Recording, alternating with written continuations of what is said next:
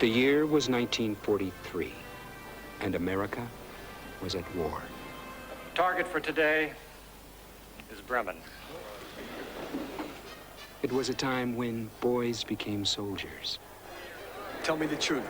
The truth. Are you scared? It was a time when soldiers became men. From the producer of Chariots of Fire, The Mission, and The Killing Fields, comes Memphis Belle.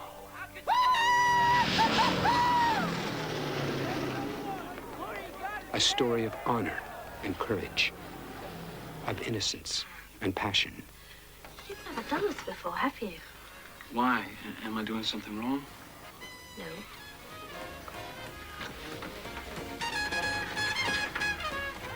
A story of friendship and destiny.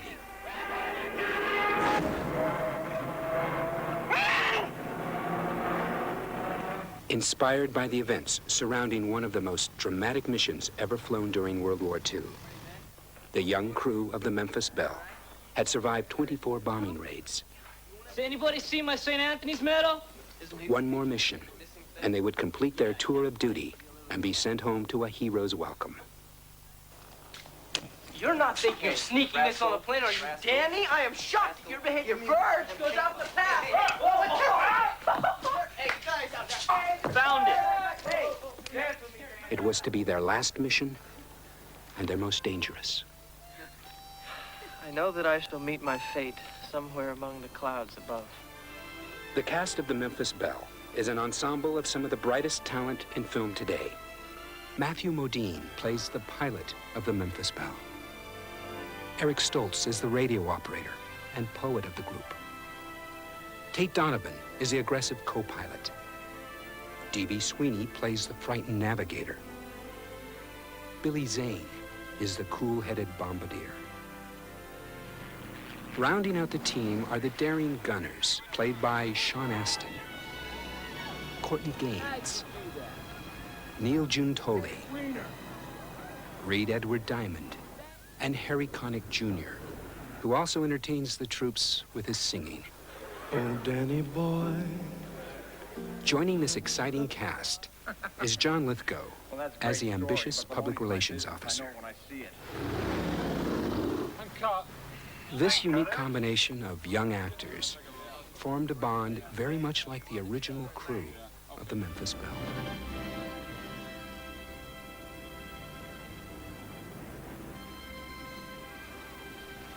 Now, the original crew members of the Memphis Belle have come to share memories with each other and with the young actors that appear in the movie.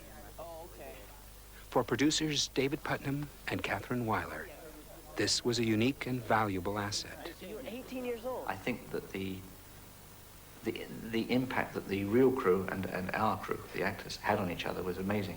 It was extraordinary. It was the movie come to life. There was so much real feeling between each actor and his respective veteran. And it was a very emotional and, I think, special moment for a movie. In walked this group of 10 young men, handsome and young. I could almost cry. I think that was the most memorable thing that's happened to me so far. Just seeing them walk in and look like us walking in. Matthew Modine, who's playing my part. I thought, well, gee whiz, he's going to have a hard time playing my part. But after meeting him last night and see how eager and full of himself he is, if I can just teach him to be a little more egotistical, I think he's going to make it. It was great. I mean, he came over, he gave me a big kiss and said, "Yeah, okay." Now I see it, and he'd seen some of the films I'd done before, and he felt like if anybody's going to play Robert Morgan, it's this guy right here.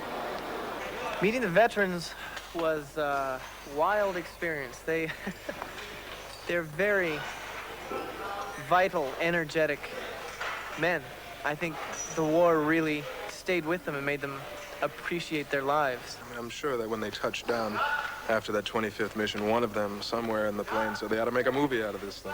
The nation is going to fall in love with those boys. The first crew in the 8th Air Force to complete their tour of duty.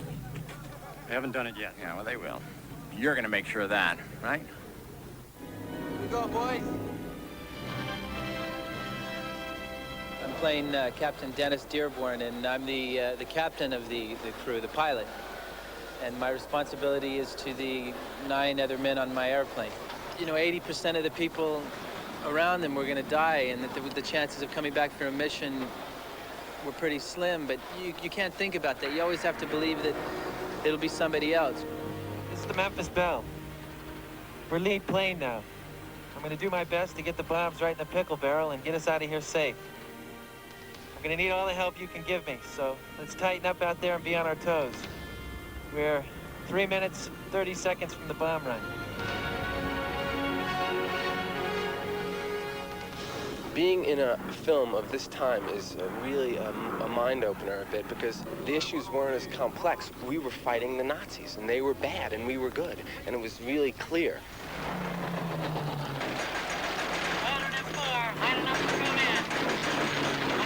When we went up in the B-17s, we actually got to fire guns at German Messerschmitts that were attacking us.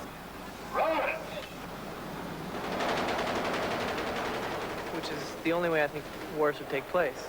Maybe everyone should dress up and pretend to be making a film about it. Cut it.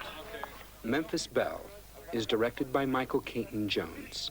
When he says bang, react. It's a big fireball, yeah?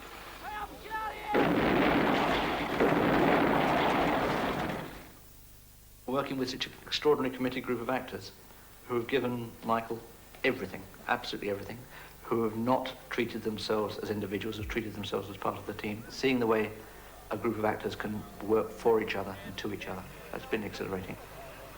I think the actors have really formed a bond, very much like the original crew members of the Belle formed a bond. An important aspect of recreating the 40s was acknowledging the very distinctive sound of that era. In his acting debut, one of America's exciting new recording artists, Harry Connick Jr., seems right at home. Or when the valley's hushed and white with snow. I have an easy time getting absorbed in that whole war era because of the music that I play. A lot of the songs I play are written by Cole Porter and Hoagie Carmichael. So I'm very familiar with it from a musical point of view, and also I respect that whole time because America seemed to have just a sort of innocence about it that I admire very much.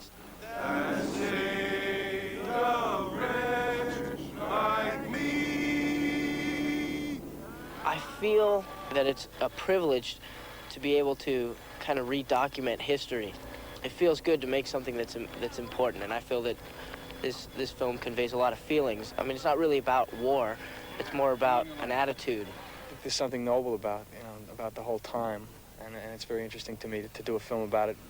All hats off to those guys who flew on these B-17 Fortresses. Boy, they were brave men. I'll tell you that right now. You know, this is their movie. Do you know what I mean? Their movie. The idea that here is a group of 10 men who absolutely rely on each other for their lives, for their well-being, is potent stuff. There's a fire, number 4. Cut fuel, feather prop, fire extinguishers. Everybody, hang on.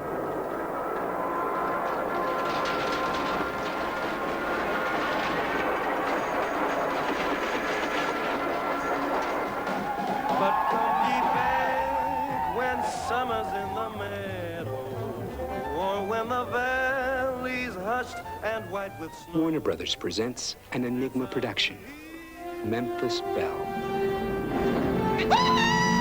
It was a time when a generation came together to fight for freedom. So that's the crew of the Memphis Belle, huh? They're just ordinary men, Colonel. They fly 24 missions without a scratch. That doesn't sound very ordinary to me. Kilometer checking in. Assume positions for takeoff. A time when boys became soldiers. Sir, that's the Third Reich down there. 30 seconds to bomb run. You've never done this before, have you? Why?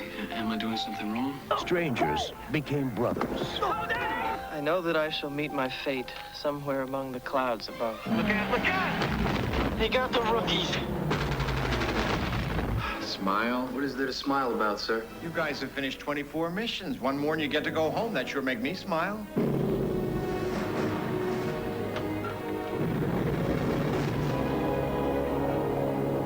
Target for today is Bremen. From the producer of Chariots of Fire, Matthew Modine, Eric Stoltz. I know you want to drop the bombs and get the hell out of here. Bandits, 5 o'clock. We asked these boys to become men. If we don't do it, somebody's going to have to come back here again and do it for us. We asked these men to become heroes. And whatever the danger, whatever the odds, It's our job, ours, nobody else's. Bombay doors open. we asked them to come home. Memphis Belle.